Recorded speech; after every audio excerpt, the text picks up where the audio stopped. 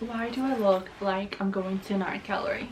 Or I'm about to paint something. I'm staying at my boyfriend's house and he had nothing else for me to put on, so I'm just putting on a white shirt. Hello everyone. My cat is sleeping and probably hates me right now because I'm making so much noise, but show must go on. The past couple of weeks I've been in a reading slump, a life slump, a slump in general, and I went through a phase that I hate myself. Today I decided to make a sit down chill video, just talk about books, the books that I love, the books that I hated the past few months, and the books I really want to read in spring, because I feel like I'm changing, I feel like I'm evolving as a person, I feel like that my brain is growing bigger. I feel like I'm getting into a level of intellectualism that I've not reached before. Maybe I'm just completely just chatting.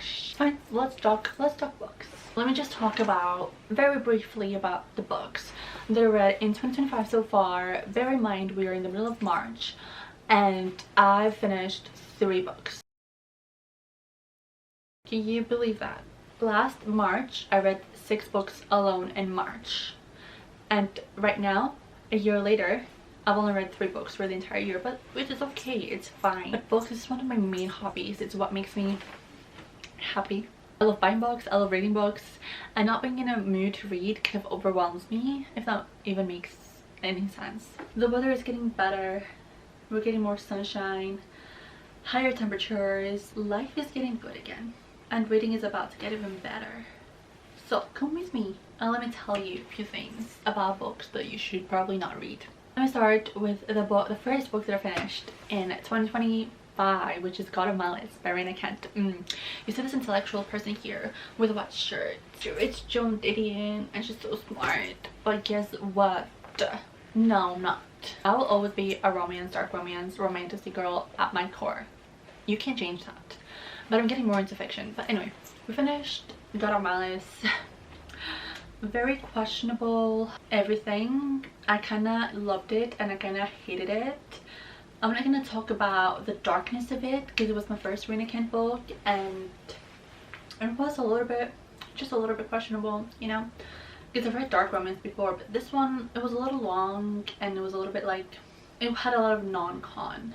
So if you've read dark romance, you know what that means. And I don't know, I don't think I'm a fan of that. In books, you know, because obviously you're not into that in real life, hopefully. But I had a good time, I had fun. You know what, I was listening to Chase Atlantic, vibing, just having a good time. That was fun. Yeah, that was fun. Now, where things get dark is when this came out. This came out 21st of January, I believe. I was excited that I got the US special edition and the UK special edition because I was so sure I'm gonna like it. Let me speak my truth for a second. Fourth Wing was a life-changing romantasy for me. I read it when it first came out. I was very new to reading and I had a very good fucking time reading it. It was so good. The tension, the build-up, the politics, everything was so good about it. I read it in only a few days, and I actually was in a very big reading slump after it because nothing could give me the same feeling. Iron Flame comes out. I have not been more excited about a release ever, and then I read Iron Flame. You know what, I read Iron Flame in 2 months. It takes me 2-3 months to finish Iron Flame. It was probably my first and biggest reading slump of my life. That book was so repetitive, the miscommunication in it. You probably know what I'm talking about if you read it. I was one of those people that did not like this book, but it still had my favorite characters in it. I loved it. So I was going to continue reading it because we get Zayden, and I love him. This comes out and I really have high hopes for this because I said she probably got the feedback from Iron Flame, so she's built it up a little bit more, you know, she's a little bit more of a plot going on here, probably, hopefully. So Barnes & Noble, release date, I'm there. I finished this today, actually. Funnily enough, I finished it today. This was probably my second biggest reading slump because again, it took me 2 months to finish. I started reading it on release date in January and I just finished it today.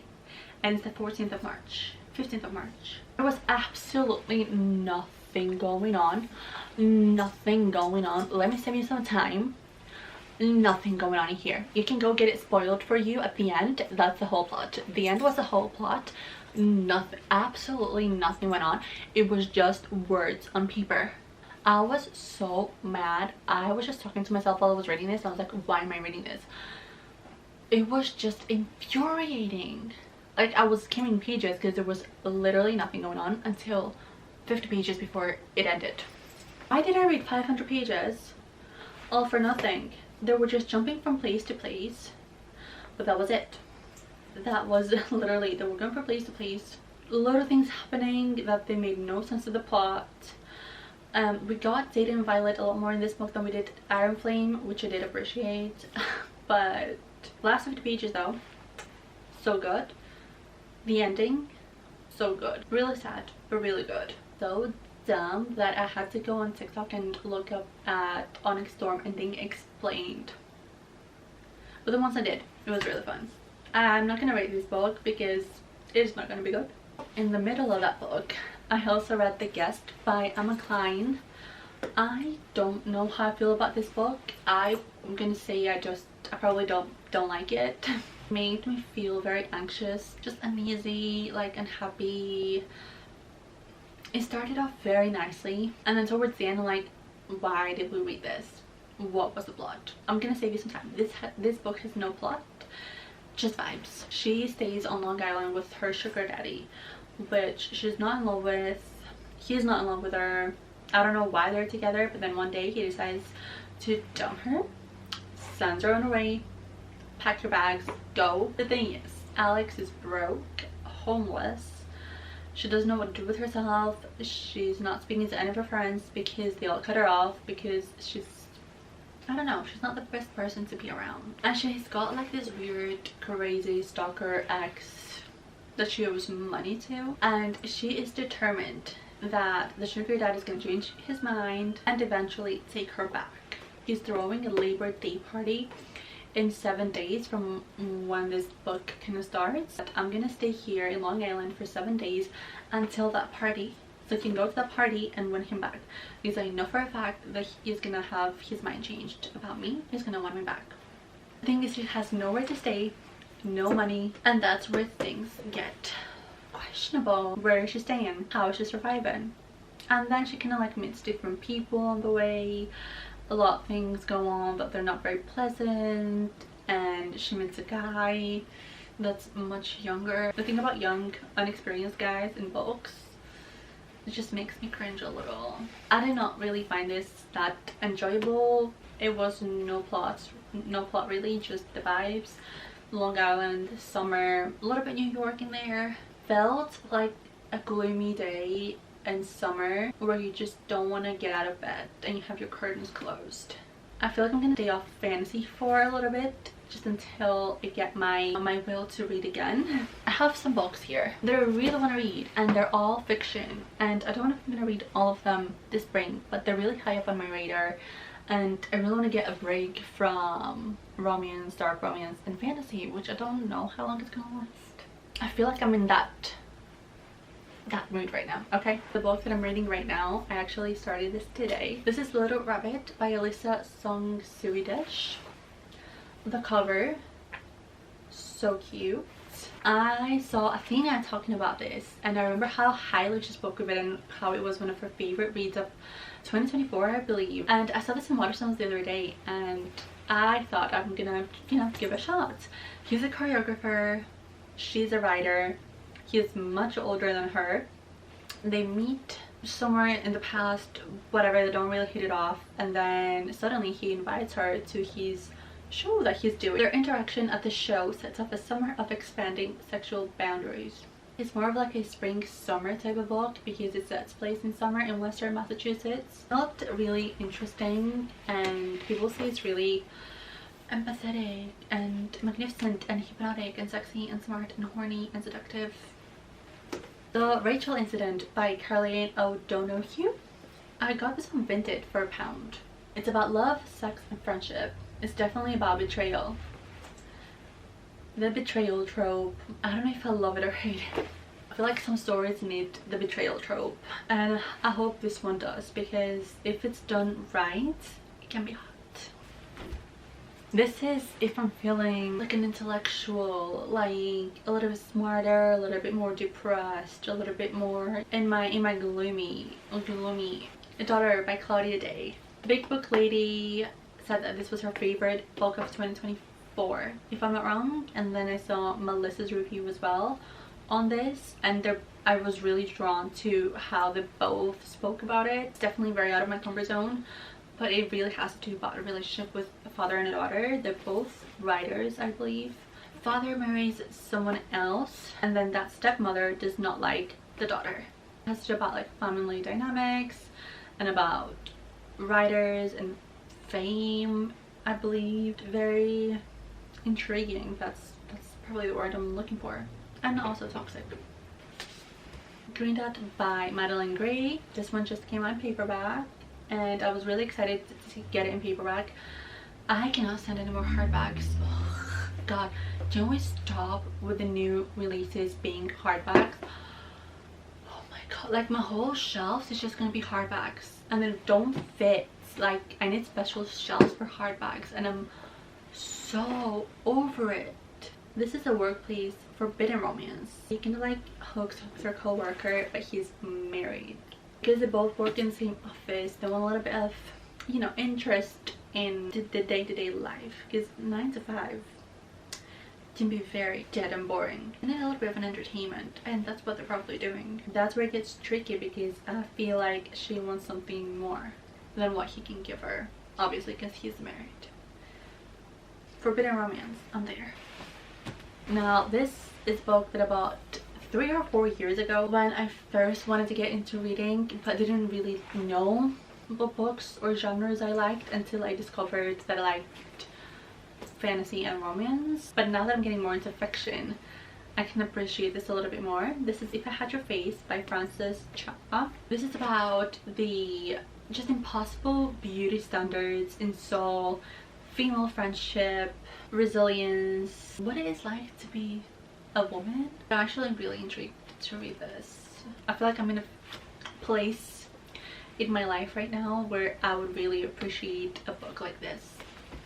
Angel by Elizabeth Taylor.